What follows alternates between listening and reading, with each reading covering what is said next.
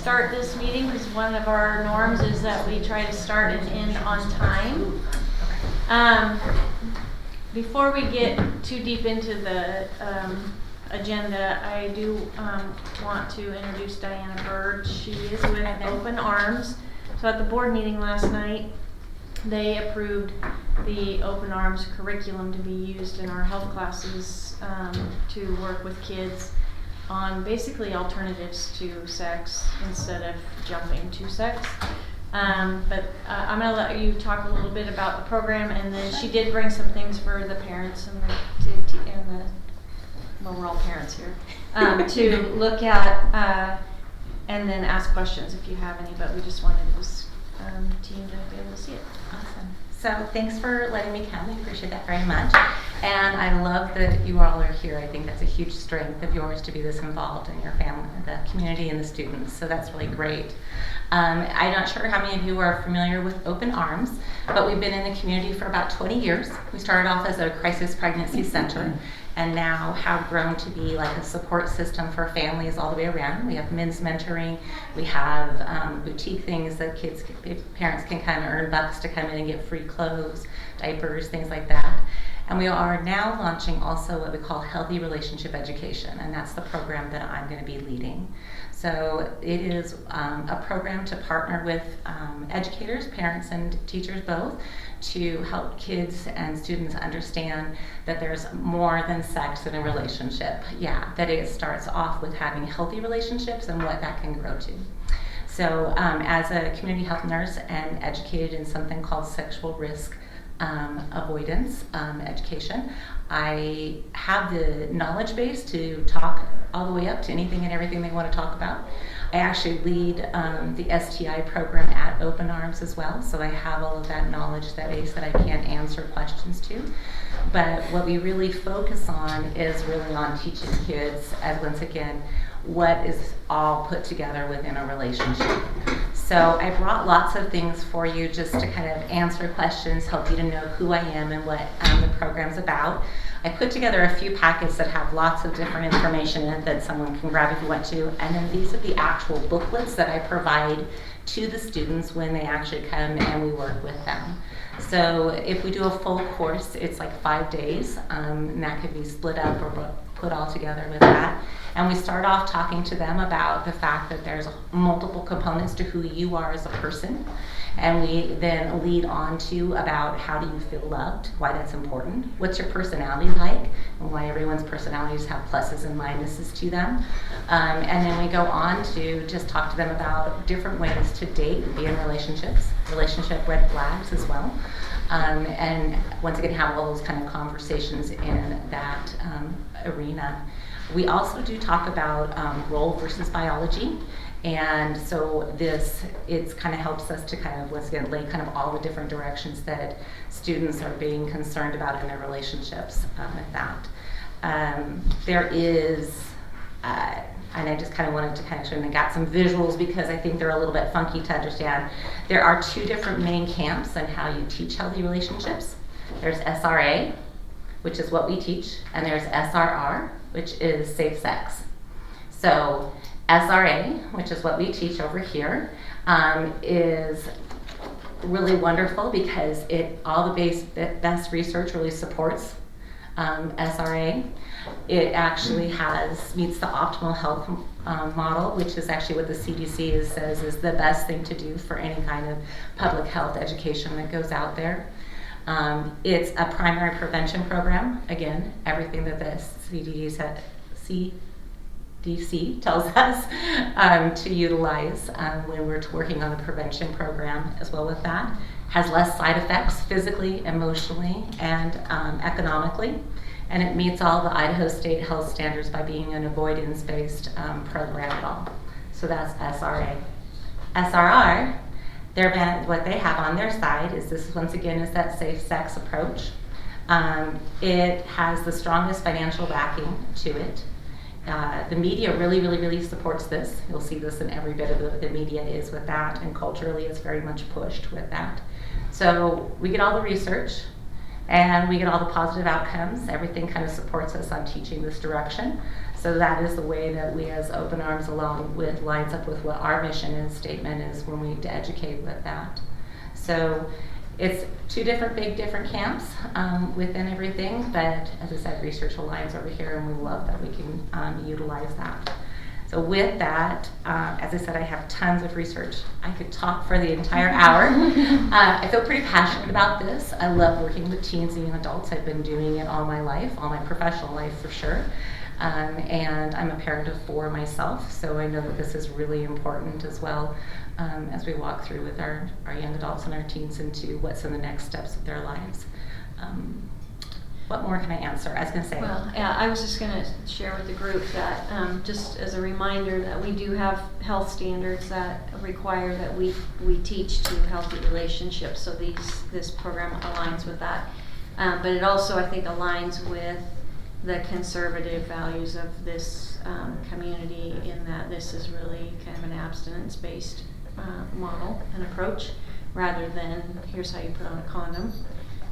Which is what the safe sex approach is. And so it went before the board, it went through the supplemental curriculum committee, and the board approved it last night. So we will be working with, and again, this is one of those parts of health that parents would opt into. We'll need to make the materials available for parents if they want to come and look at it. Yeah, and I did bring my entire curriculum. It's sitting over here on the desk, and I'm happy for any of you to look through. Once again, booklets. I also put some examples of curriculum in the brown guys that I was kind of pushing around. These are just to kind of tell a little bit of everything. My business cards are also sitting over there, and I'm happy to answer any questions or provide any information. I put together a parent letter that's inside those browns, but there's also sitting up on there. And on that parent letter, I put our website, but also Ascend website, which actually is the one that I got trained in for SRA, for sexual risk avoidance, and are actually the national leaders in leading for our legislation to move towards SRA programs with that. So we don't teach anything about any kind of contraceptive or anything that direction. As I said, we're focused very much on what's in the relationship, who you are, why you're enough, who you are, and why you don't need another person to fulfill you for who you are. They had some cool activities. Diana shared one with me. It was kind of a group activity where they brainstormed fun ways to spend time together that don't have anything to do with sex. So going ice skating or going hiking or just being a little bit more intentional about the building the relationship instead of. Yeah, one of the examples I put in there is that lesson. So I give them all scraps of paper, and they're supposed to put on some kind of an activity they can do on a date that can't be sex, that they can do charades in front of everybody. So then they crinkle them up, they play a snowball fight, throw them all around the room, and then they get picked. Somebody picks one up, gets to the front of the room, and then has to charade out what kind of a date, carving a pumpkin, going to the fair, all those kind of things. And then I'm going to give them 2 pages worth of ideas of things you can do outside of having sex that are on a date or something of that sort with it. So you should teach a marriage refresh.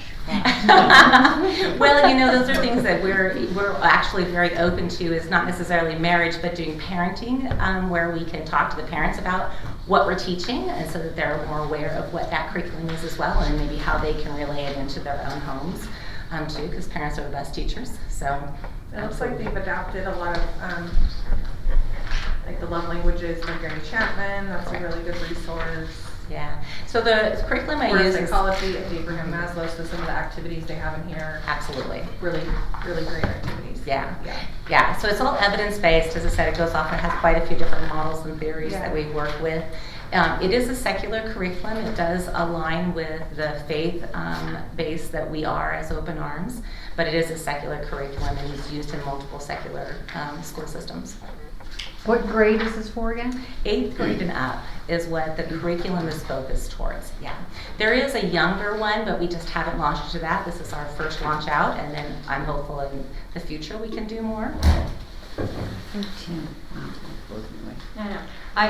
I would see us starting at the high school level because we have the healthy relationship standards that we have to teach. Okay. So is that TBD? What grade then? Or It would be in the health class at the high school level. okay. Yeah.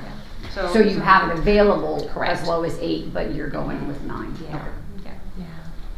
Yeah, I was really surprised when I worked as a community health nurse with first-time parents in Kootenai County and Shoshone County.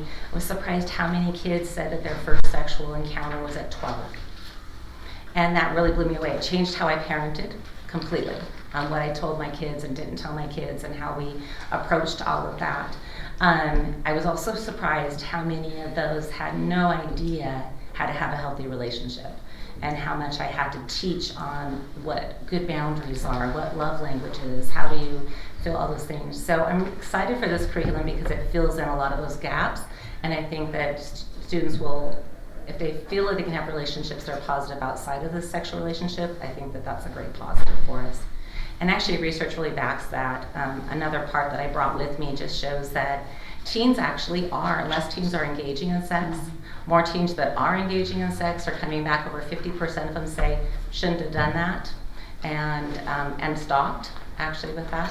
So yeah, 39% increase of, or I don't know how you say that correctly, like anyways, 39% less teens are engaging in sex than 17 years ago. So as we're kind of like going, we're hearing the opposite in our media. It's really good news. Mm-hmm. It is, actually, it's really exciting. And that's CDC records and research, so that's government research that's providing that and showing those numbers. So yeah, there's also one of my favorite pieces of research is something called the success sequence that says that if a student graduates high school, gets a full-time job, and is in a monogamous relationship before they have children, they have a 93% chance, the new numbers, or 93% chance of not being poor by their late 20s and early 30s. That's pretty significant. And that actually reaches out through all socioeconomics and cultural groups as well. So it's pretty significant to look at. So if we can promote them, we're actually giving them an advantage by telling them this information in many ways. So Lisa, you said before the board approved this, the curriculum committee went through page by page. Is that accurate? So Lynn provided links to the program for people to look through, and It's all online, so they had access to the. so they didn't actually have the books, but they could look at it online. So it was vetted It was before vetted it before was it was approved? People Yeah. were, I think 3 or 4 people went through it and Okay. gave comments, and so. It wasn't just a presentation and then, oh, that's No, okay. Diana wasn't even at the board meeting last night. Yeah, So, Yeah. but it will still be an opt-in, and we just talked about the next steps will be, we'll meet with the health teachers, and then kind of talk through what this will look like, and so. and the principals will be there, so they kind of know what's being taught in the classrooms in high schools. And as I said, I'm very happy to have parent meetings as well as whatever opens up to what you would like to have happen. I can go through any curriculum, I can teach you. So, Are there parameters within the curriculum that, because I hear you loud and clear, mhm. you know, there's a degree to which the materials can go to, but Mhm. we all know kids will ask questions beyond that. Mhm. So are there stipulations somewhere that specify how far a teacher can go when a question comes up, or are there parameters where they are supposed to say, we're not going there?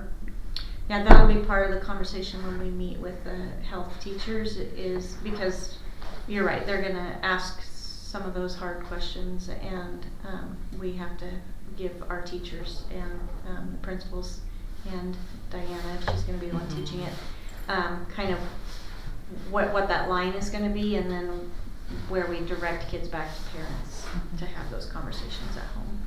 So One of the things that I'll be passing out to students, if approved, is little square cards.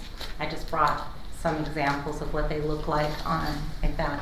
All fronts have different fun little quotes for them. The idea is they put them up in their lockers or in one of their notebooks or something, and just having an inspirational quote. And on the back, it actually has a QR code that goes directly to a link that all it provides at this point is an appointment availability for open arms.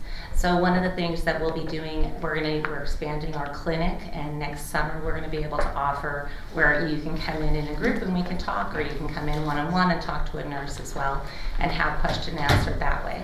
So I will give them that opportunity if that's something that the health teachers want, to be able to take the next step. If we're not going to answer that question in this forum, if you want to have that question answered, here's a way you can connect with us and we can answer those questions with direction, however we like to go from there. So, yeah, great question. Anything else that I can answer, guys, or tell you about? As I said, I could talk a long time on this. I'm pretty excited about it. So, You're Yeah. welcome to stay. If you want to stay for the remainder of the meeting, you can if you're leave. fine, I would love to. Yeah, you're good. Okay. You're good. Okay, so Lynn and I were just kind of talking about the evolution of this group, and so when we first started, we put together kind of our mission statement, or why we came together, and it was really to protect what we've been doing in Lakeland. But the group is growing, and so we were thinking that in January after the new year, it might be good for this expanded team to just revisit it and and see, does this still fit our why? Do we need to tweak it because we are evolving? But just for everybody who's here, I just want to talk a little bit about the intention of the meeting. My intention of this meeting is to be able to actually sit down and talk to parents and hear, or community members, and hear questions and answer those questions so that people get accurate information, and then also just to use this team as brainstorm opportunities arise to deal with some things that are coming up. What I do want to be careful about, and it kind of happened at the last meeting, is this can't be a forum where we have an issue with a particular school or a particular principal.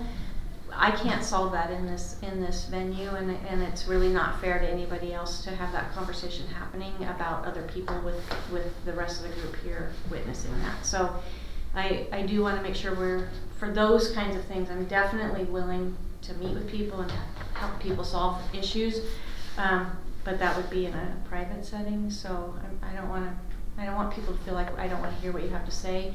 But this is kind of like the higher level, like the 30,000 foot level of the district. How does the district work? How are we protecting parents' rights with kids, and what are the processes? And so I just want to make sure we're all kind of on the same page with that. Okay. I would like to start, this was actually Lynn's idea, and I thought it was a great idea. We spend so much time answering questions or talking about difficult things that I think sometimes we forget to celebrate the really great things that are happening in the district.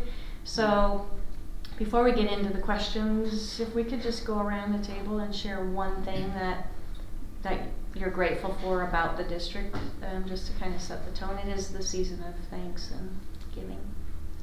Can you start? Me? Sure. Mine would be school specific. That's okay. For those of you who don't know me, I'm Tiffany Meltz. I'm the principal at Twin Lakes Elementary, and we started an attendance push with our kids, and out of 275, I had 110 kids with perfect attendance for the month of November. Wow. That's awesome. And then when they got hot chocolate, I have a feeling in December I'm going to have more to have the special That's awesome. prize with us. So.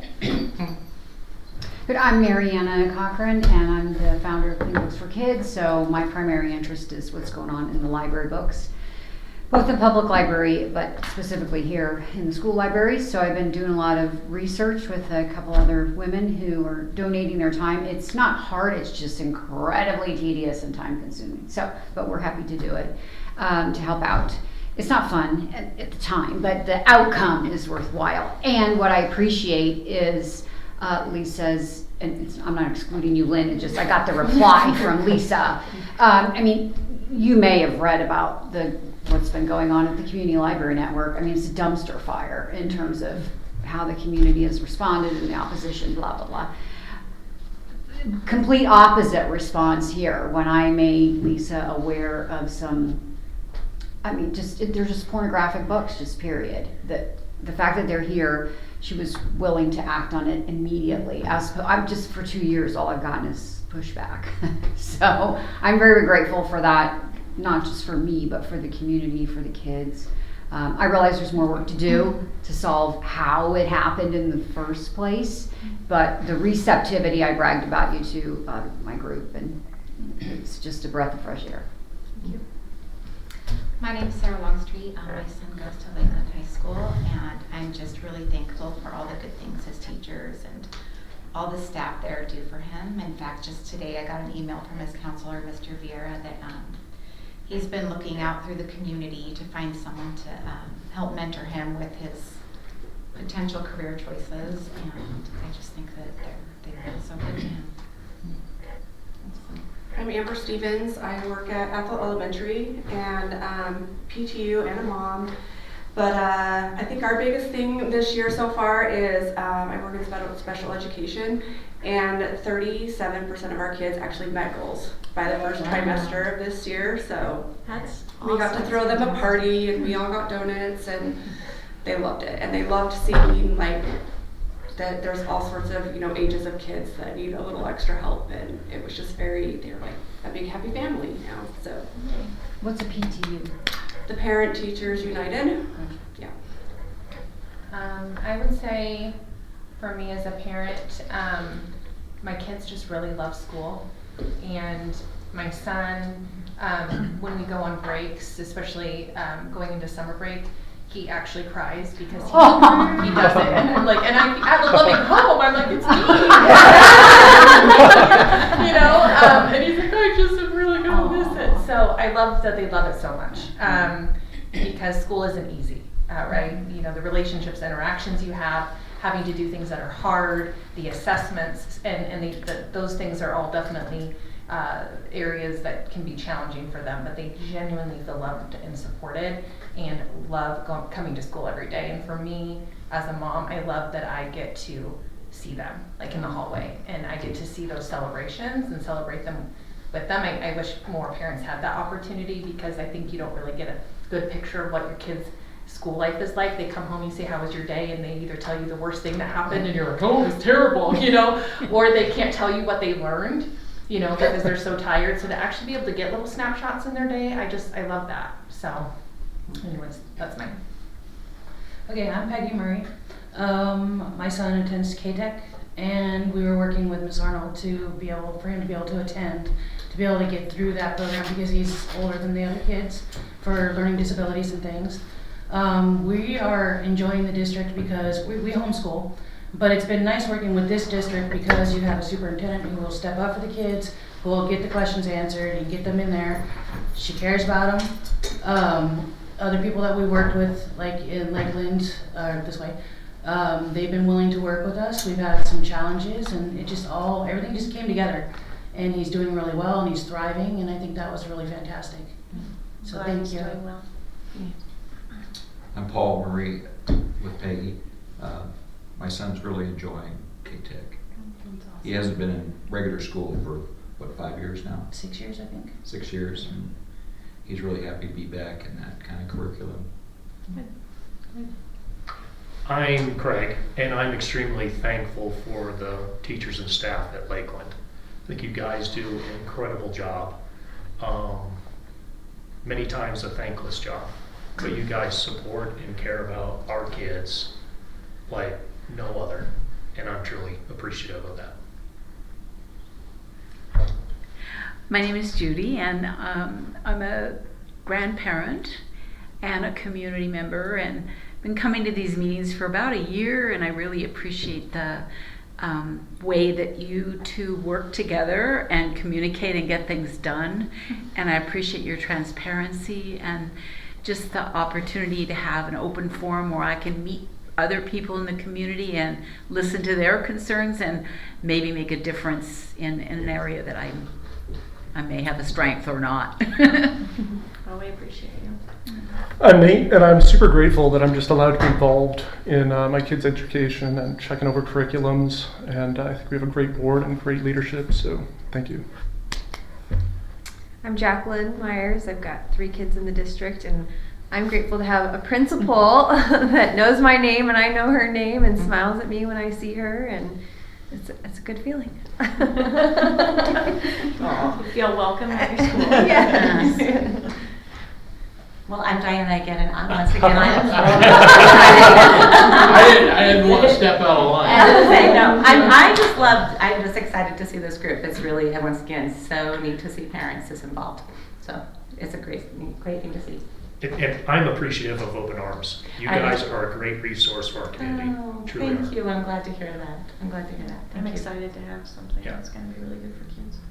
John Harris, parent of a student here in the district, and I think what's impressive to me is the ability to have communication with the district here, and I don't think that all of the districts have the genuine type of communication opportunities that we have here with you guys and directly with the school, and that's where it all starts, in my opinion, and then to have meetings like this. And I think when you put this district aside, the other districts, even the ones very close to us here, you're ahead of them, you're miles ahead of them, and hopefully this will be a model that will spread.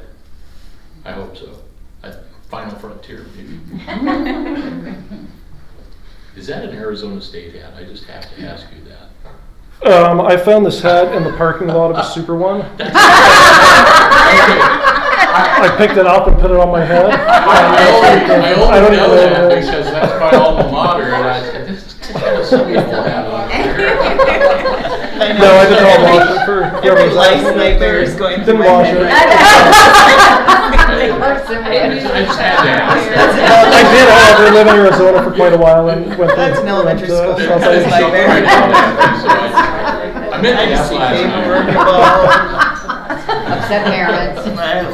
I think my wife watched it, but I don't right now. Hey, Liz.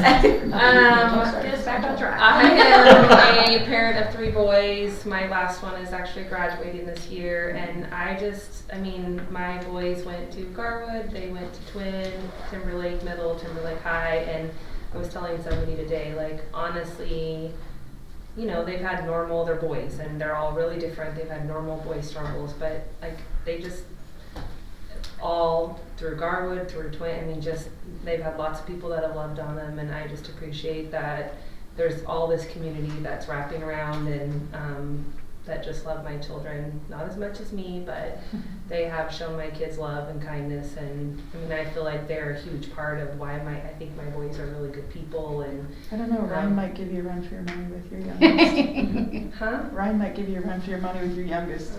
Maybe. But there's a lot of wonderful people that help, and every single person they've encountered, like they literally can't, there's not a bad experience that they can through kindergarten through, graduation. My oldest is at U of I and just carrying it on, and it's a huge part of our community and the people that have just loved on them through their journey growing up here. So I'm grateful. I'm Lisa. My daughters went K-12 through the district, graduated from Lakeland High School, and I've been in the district for 33 years, and I have stayed here because I appreciate the sense of community here, the strong sense of community, and the interactions between the school district and our community. I just feel like we have this really unique little niche here where we take really good care of our kids, and we have absolutely amazing staff, and I'm very, very grateful for that. I think more grateful now as things are kind of happening across the country, which is why we are meeting. Lots of concerns about things that are happening in other school districts, and we have a district filled with people whose hearts are all in the right place, who truly are here because they care about kids. So that's what I'm grateful for. And I'm grateful for parents who care enough to take time away from their families to be here. So I know that's hard sometimes, but it means a lot that you are all so involved in what's happening with kids. So I thought by celebrations we were going to talk about your birthday you just had.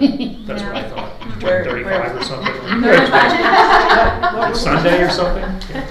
We could sing happy birthday. No, we really don't have to.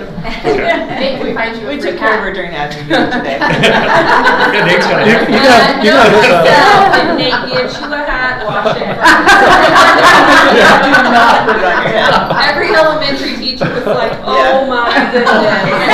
I just remember when I was a kid and I would go to the shop for Christmas stuff with my grandparents, and my grandma would go, don't put it on your head, you're gonna get lice.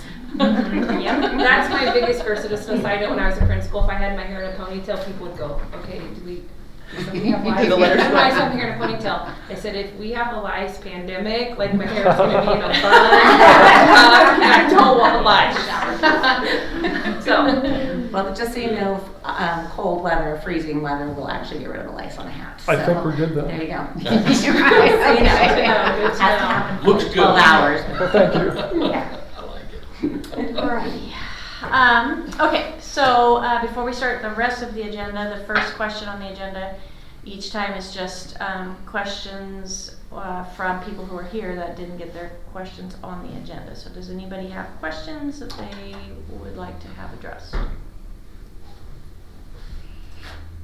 I do.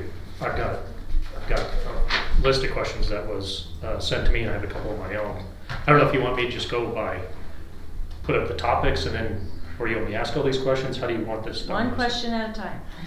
Okay, so general meeting questions, we'll start there. 4 or 5 people asked me this. Why is this meeting held at 4 p.m. when most parents are at work, cannot attend? Can it be moved to a time when more parents are able to attend? Okay, so that's an easy one. Thank you for starting with easy questions. We actually, when we first started, we were meeting 5 to 6 or 5:30 to 6:30. And we only were getting about 4 people, and it was the same 4 people each time. So we just said, well, maybe we try a different time, and maybe it's right at dinner time, and so we're not getting people. So we and the target really was parents, and so we thought if we moved it to maybe closer to right after school, we might get more parents. But that was the why. I've actually had more people reach out to me than to policy, just saying that 6 o'clock is a hard time because your kids have activities. If there's going to be a basketball game, it's at 6. If you have a wrestling, so that either 4 o'clock is kind of a practice time, and so 4 is better. So I've even had a few people reach out to talk about even potentially changing policy, asking if it's, we can talk about it. So I think 6 o'clock or 5 o'clock, even though people are, it's harder because then there are kids' activities, so there doesn't seem to be a good time, just with kids are so involved and then parents are super involved. So, I know from my school it matches, this meeting always lines up the same night as my PTA. And so when it was at 5:30, my 6 o'clock, my PTA starts at 6, so when it moved to 4, I was able to be here and still get back for PTA. Yeah, I think they were just targeting working parents. Right. I do think, though, your suggestion at the October meeting about recording at least gives them an opportunity to hear the conversation and know what's being discussed. Okay. I don't think I'm not opposed to moving the time. If there's a better time, I just don't know what that better time is because, especially for working moms, they're going to want to get home and get dinner for the family, and so. All right. Can I interject real quick? Are we gonna go back to the first Tuesday of the month? Is Yes. this just a This was just anomaly, or Lynn and I were at a superintendent's conference last week, so that's Okay. why we had to move it.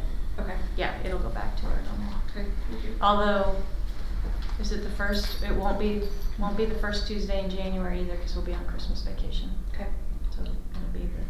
And for your folks that have the schedule conflict, isn't it true that you can always submit questions in advance? So Yeah, that's what they did. your point is submit them to whomever so that they can get on the agenda. Yeah, it just wasn't clear before who to submit questions to. Oh, okay. Yeah, I just So. want to clarify that. Yeah.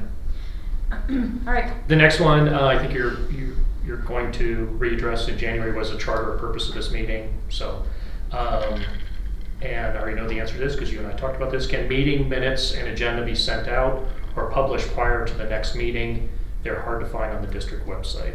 So it sounds like you're going to take care of that with the... Yes, in fact, while you're all here, I will show you. So the website, I think I showed you this maybe last time or the time before, it has been updated and it's awesome. But I do really like the changes to the website. Jackie did such a good it's job. really So this She's a rock YouTube star. link right here, if you click on it, this is where our parent advocacy group videos will be. And then also here are our meetings, minutes. The school board's YouTube channel is under school board. And we thought if people were looking for school board, they would know to go there. But if they're looking for parent advocacy, is that a department? Is it a program? Does it go under schools? So we put it right on the front page. But and then the financials are all here, so you can click on that. But hopefully makes things easier. Here's all of our curriculum stuff. Here's the open enrollment information. I wanted to show you, under parents and students, there is a link for this group for parent advocacy. So one of the things I was thinking was maybe putting a Google form or a SurveyMonkey link here, and then each month, if people have a question and they're not going to be able to come, but they want to hear the answer to their question, they can go to the website and type it in, and then I can pull those up and add them to what you sent to me. So, and we'll get that information out through Jackie on our social media. Good. Okay. Okay. Suicide prevention is the next category.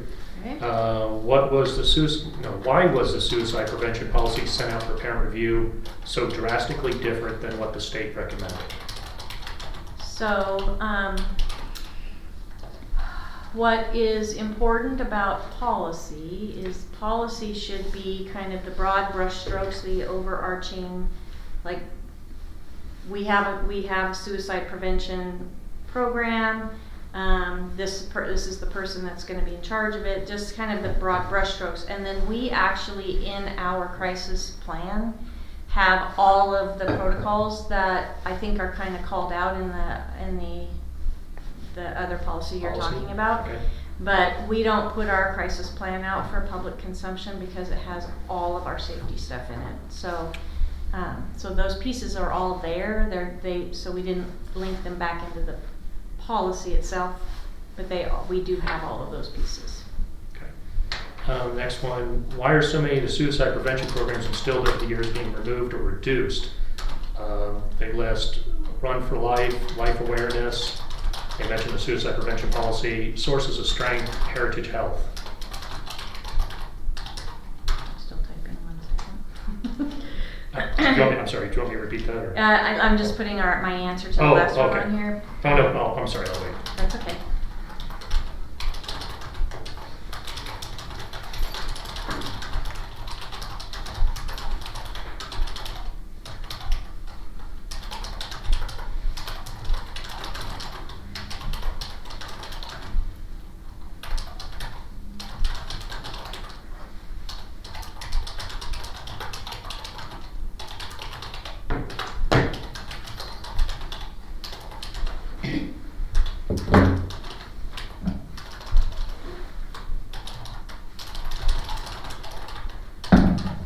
Okay, what was the next one? Why are so many of the suicide prevention programs instilled over the years being removed or reduced? Examples listed were Run for Life, Life Awareness, the suicide prevention policy, Sources of Strength, Heritage Health. I paraphrased your question. That's Why are so many of the suicide prevention programs instilled over the years being removed or reduced? Okay. I don't know if there's a really easy answer to that question. The law requires that our staff are trained annually on suicide prevention, which we do. And Heather is our lead person for that. We use QPR, so question, persuade, and refer. So all of our staff are trained so that if somebody talks to them about wanting to kill themselves, we have a response. Everybody knows how to respond to that. As far as teaching suicide prevention, I would tell you that our board has gotten a lot of input from parents in the community who would rather have those conversations at home and not have them happen at school. And so the board listened to the parents. Sources of strength was removed because it went through the supplemental curriculum committee, and there were lots of people who had concerns about parts and pieces of that program. So it was not approved. We are still using second step, which isn't necessarily suicide prevention, but that's the little people. And then the relay run. It was called Life Awareness originally. Yeah, Life Awareness, yep. The board is open to doing that again. We just need somebody to take it on. Okay. All right. So Question. how to capture all of that. What, how, is there any numbers or anything, that recordings that would outline what the trouble spots are per district? How does this district in suicide compare to the other districts in the state, the rate of suicide? I'm sure there's probably data Minimal? somewhere. I looked for that data once and I could not find it. Doesn't mean it's not out there. Do you know that? I would tell you. I do not. No. Yeah, I haven't found any school district specific data that's available for public consumption. The school districts may have their own internal tracking system. I mean, we have our own internal tracking, but that's just we're only tracking. Sorry, we're only tracking ones that we're aware of that have been reported to us. So that's an underrepresentation of the actual mental health needs. But in the past, people used the Healthy Youth Survey in districts to get an idea of, because part of the question in that survey was asking about suicidal ideation and things like that. I believe, correct me if I'm wrong, that our board opted out of participating in that Healthy Youth Survey, so it makes it a little bit difficult to compare data. I do believe that other districts, many other neighboring districts, are still participating in that. I think there are, I mean, some counties and hospitals, and I mean, again, it's all based on what gets reported, and Yeah, but there's we have county data. Yeah. So maybe county is not a I mean, bad way to look at statistically it. speaking, then. it's still very high. Like our So the suicide reason why rates that are- I bring that up is if you've got a system in place that apparently seems to be working, maybe, and working better than some of the other districts that might be following some of these other protocols that you're talking about, then what's the old adage? If it ain't broke, don't fix it. Well, we I think it's the other way around though. Yeah, we definitely went through a period where You think it's higher here? we had No. not I'm sorry, go higher, ahead, but we Allison. definitely went through like a 3 to 4 year period where we had several suicides, deaths by suicide. We had at least 3 students that I can think of off the top. No, we had 5 students, and we had 3 dads. So, which is why the Relay for Life. Life Awareness was first. How long ago was that? Roughly.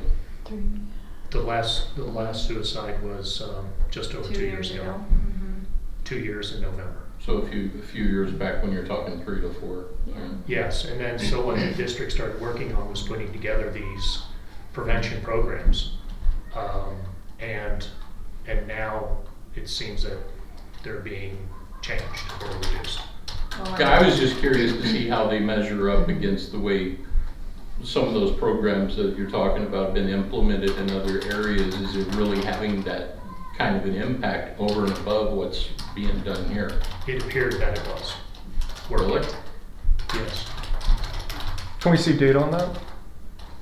Yeah, You want me to get the data? I don't have the I data. looked for it, I couldn't find it. You don't have it? No, I can speak to trends at Athol Elementary School. The first I'm a parent. I don't the have first the couple data. of years that I worked there, my suicide ideation and suicide protocol rates were about 3 times higher than what they are now.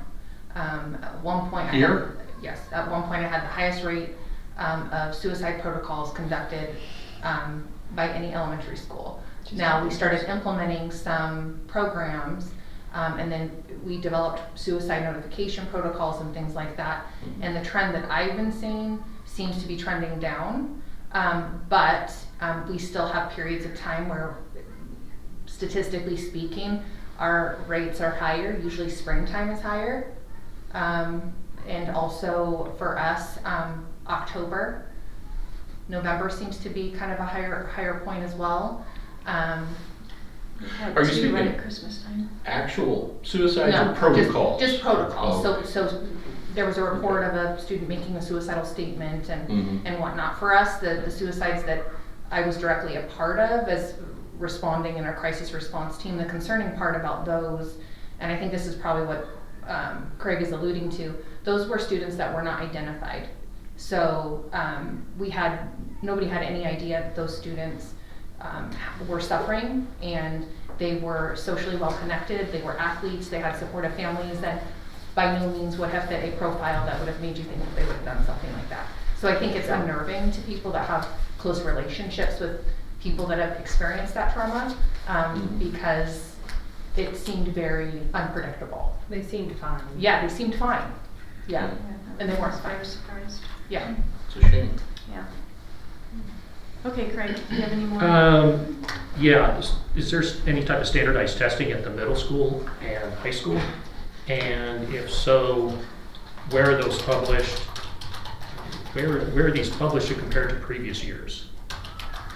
So I can speak to that. I don't know if that makes I sense. want to talk. So standardized testing for middle school and high school is ISATs. ISATs are 3rd through 8th grade, and then we do it at 11th grade. It's ELA and math, and then science at 8th grade, and then 11th grade and 5th grade. And so, but that's just an end of the year. We have iReady data for math for K-8.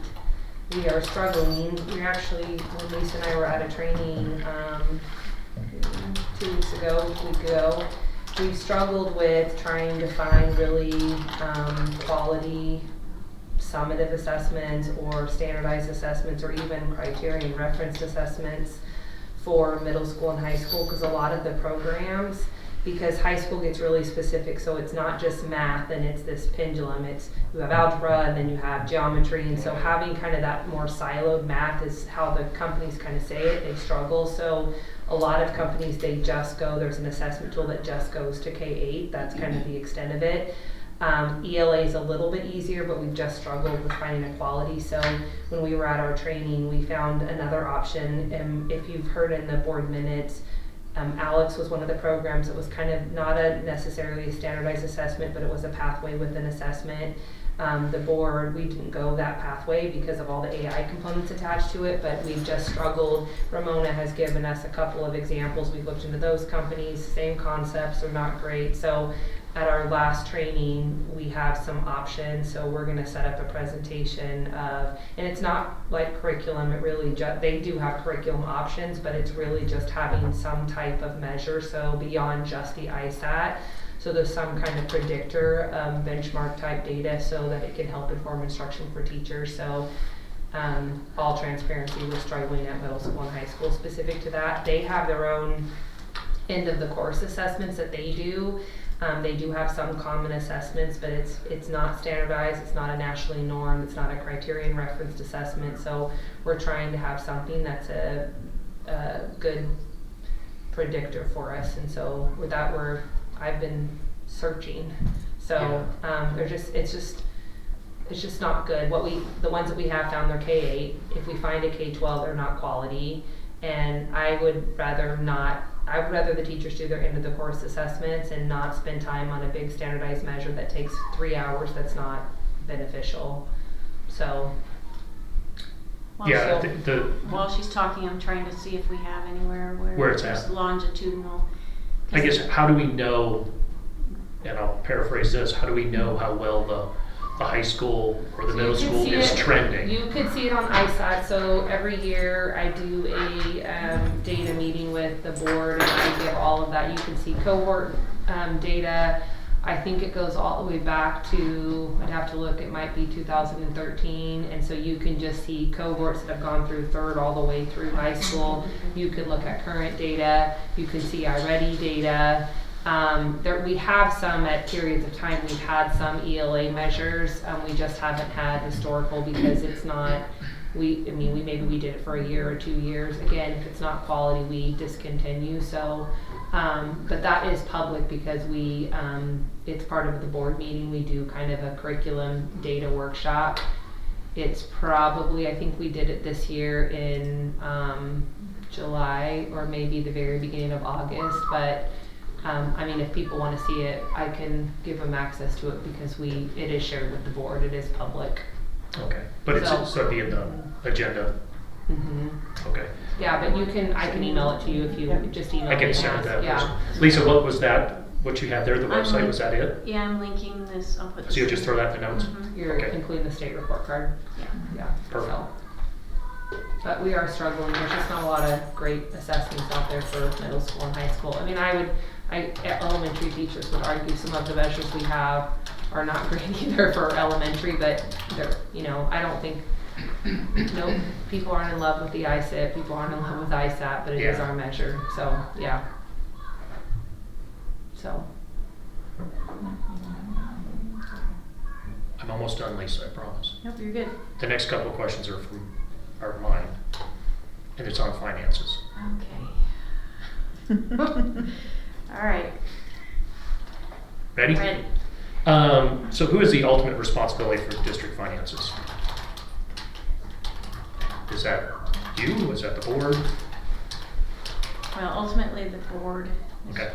responsible, but I am their chief employee, so I also am responsible. Okay. Looking at the last financial audit, the finances right now are the worst they've been in 7 years. The general fund, it's been dropping. It looks like we're about to be on the compliance of policy 7050, which says we have 1 month, we need to have a minimum of 1 month, right, bills or revenue to pay bills. Right. What in your opinion is the cause of this? Well,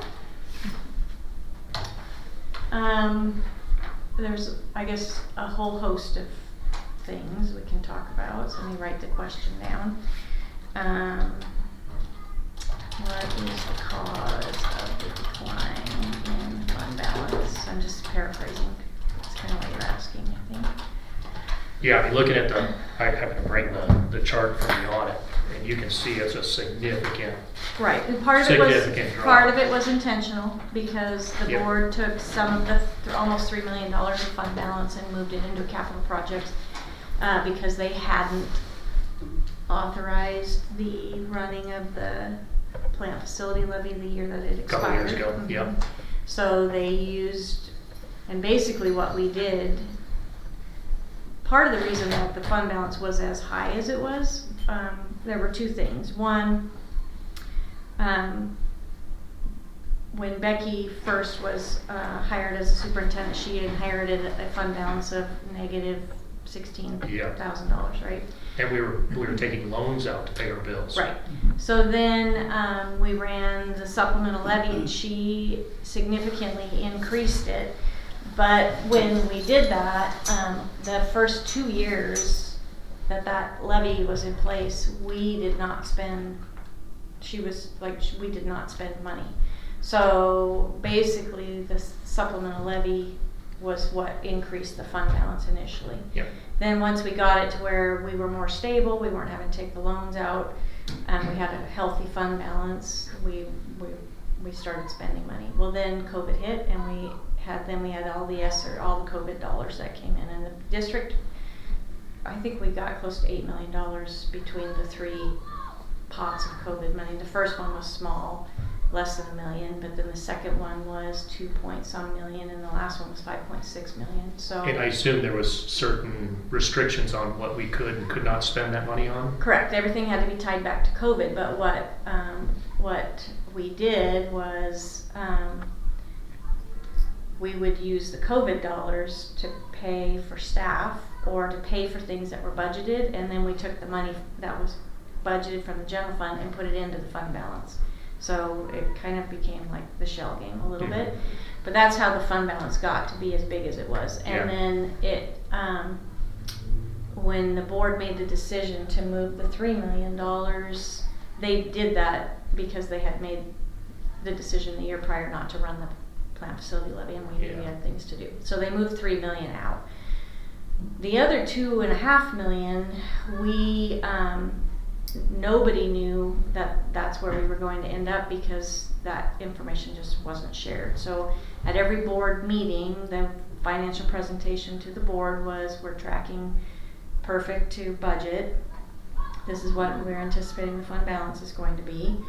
And then when the CFO left and we hired a new CFO, she spent the first 2 months trying to dig into a budget she hadn't written to try to understand where things were put and how it was written, and she couldn't figure out where that fund balance was that had been written into the budget. So she called the former CFO, and he told her that he didn't amend the budget for the next year. Yeah. Yep. And so and he also was kind of burned out, and that he when people asked, did we budget for this, do we have this money, the answer was always yes, so even though it wasn't.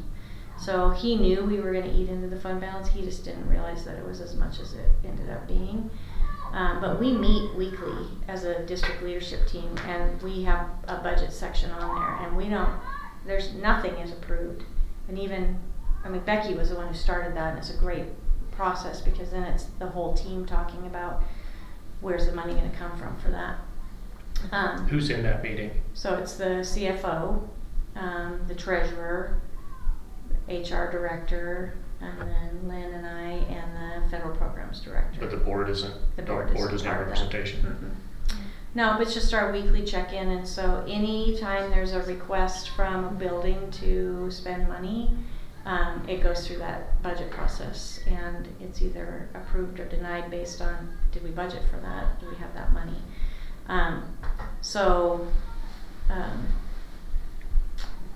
That's kind of how we ended up where we ended up. So my frustration last year was everything, Brian was really good at what he did, but everything that he had was in his head. He couldn't give me a sheet that showed me exactly how much money do we have in this fund, how much money do we have in this fund. So when our new CFO came on, Lynn and I sat down with her and said, that doesn't work for us. We need to see a running record of where's our starting balance for this particular fund. So for professional development, for example, the state gives us money for professional development. So we just asked her to create a ledger with the starting balance, and then every time we spend money out of it because we've sent somebody to a training, it shows up there, and we're keeping a running total because I want to make sure that in those budgets we know exactly where we are. Obviously, the majority of our money goes to staff, so there isn't a budget. The lion's share, sure. Yeah, exactly. 87% of that is, but all that, which makes every other budget more important, that we are really paying attention to how we're spending it, because once you contract a teacher, we have them for a year, and we have to pay them for that year, so there's no adjusting there. The only place you can adjust is outside of that 87%. So we are definitely sitting on a cliff right now. You are. ESSER dollars are gone, so we don't have those to offset what was budgeted. We have shifted from enrollment to ADA, which was a $2.5 million hit for us. And your levy amount is the exact same as it has been the past 2 years, and inflation is going through the roof. Right. So. And we have more people on staff now than we have ever had, because when we were going through COVID, we used ESSER dollars to add staff to help with social distancing so we could stay open. We created classrooms where we didn't normally have classrooms, so we could have, every desk was 6 feet apart in our classrooms, so that we're the only district in the area that was open 5 days a week from the very start of the 2021 school year. But that we increased our staff, and then we didn't decrease it when COVID went away. And so we used ESSER dollars to pay for those staff, but we don't have ESSER dollars anymore. And we're not, the state's paying us for 225 teachers, and we have 260 or 87 teachers. So the board has some hard decisions to make. Yeah, there's only two things you can do: increase revenue or decrease costs. Right, and we aren't in a... And you aren't increasing revenue. No, well, we can't right now. We're in the middle of a levy that the board of community already approved. So yes, thank you for pointing out the challenges that we have had. Yeah, I guess what I struggle with that is the fact that I've been watching this for 2 years and seeing this road. So that others who are probably have more access to the information and can ask the questions didn't see this coming is extremely concerning to me. Very concerning. And it's about to get worse. So, and we've got to run our next levy in November. Yep. Because we got rid of the March elections. Yeah, presidential so we're election. Less than a year out from that. Mm-hmm. Which then goes into place in 18 months later-ish, right? Mm-hmm. But the levy we just passed in May starts January. We start getting the money this December, right, with taxes, so January-ish. Yeah. And so we got to live on that for 2 years. Yep. Wouldn't it be fair to say that the dramatic growth that you've experienced here, I mean, who would have seen that coming, a year or two ahead of time? That's the biggest growth pattern in this area has seen probably ever. Mm-hmm. And that, I'm sure, is attributed quite a bit to where, your finances have had to pick up the slack on added students, added enrollment, because you had to retain a lot of those staff. Yeah, it was more about the COVID and trying to get social distancing down, and then our board is very much in support of small class sizes. So instead of 24 first graders in a classroom, they're trying to stay at 20. And when you start doing that, it's more staff. So the other part of the staffing thing is that we do employ 65 more teachers than what we get paid for, but even the 225 we get paid for, we just get paid an average. So they put all of those 25 people in a little formula and figure out, you have 10 brand new teachers, so theirs is 47,477, and then we have 10 veteran teachers who are at the very bottom, and at the bottom of the state pay scale it's 58,000. And then they put all that money in and divide it by the 225 teachers. And so we might get $52,000 per teacher. Yep. It's the same number for every teacher. Yep. And so on our salary schedule, at least prior to changing the salary schedule, I'm sure it's the same now, but on average, we pay $13,000 more per teacher per cell on our salary schedule than we get from the state. So we can be competitive. That's the challenge, and we have to be competitive or we lose staff to Washington. So. Yeah, I think what blew my mind was going two things. One, not running the plant facilities levy 2 years ago. That decision just was absurd. And then two is going back with the exact same amount for the levy, knowing that all our costs, even if you just look at inflation and everything like that, everything is going up. And knowing that our costs go up, we weren't going to be able to stay the same. Well, So- we were required by the state to increase the base rate of pay, which threw off our entire pay schedule, because you can't, Yeah, we have, did- you and we can't have also an did that incoming earlier. teacher make 47 and a teacher that's worked here for 15 years make the same amount. So that I think added another layer of Yep. difficulty for sure. And we knew that going into it. Anyway, Yeah. we're in a mess. Okay, are you? I'm done. So we got through your questions. We Yep, didn't sorry. touch the Well, not my questions. Yeah. It was others. half a yes. dozen But we are parents going and to honor myself. everybody's time. It's 5 o'clock, So we're gonna have to come back and get back together. And this is it for December, right, in terms of Yeah. meetings? Okay. Yeah. So, our next meeting is going to be Tuesday, January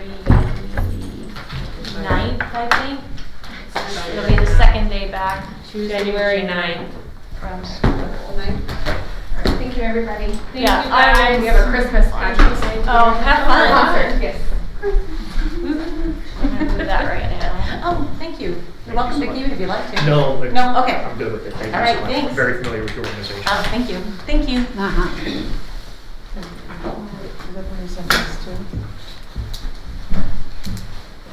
Do I have to change it?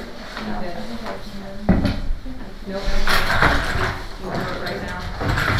Mary Ann, Thank you, everybody. what group are you with again? Or do you We'll work see with? you Clean next books month. for kids. Do Merry Christmas. you want me to give you a card? Y'all have a I love fabulous that. Christmas Yeah. too. Judy, it was nice to see you. Good to see We you missed too. you last night. Yeah. Love Mary. Yep. Real nice ring too. That's great.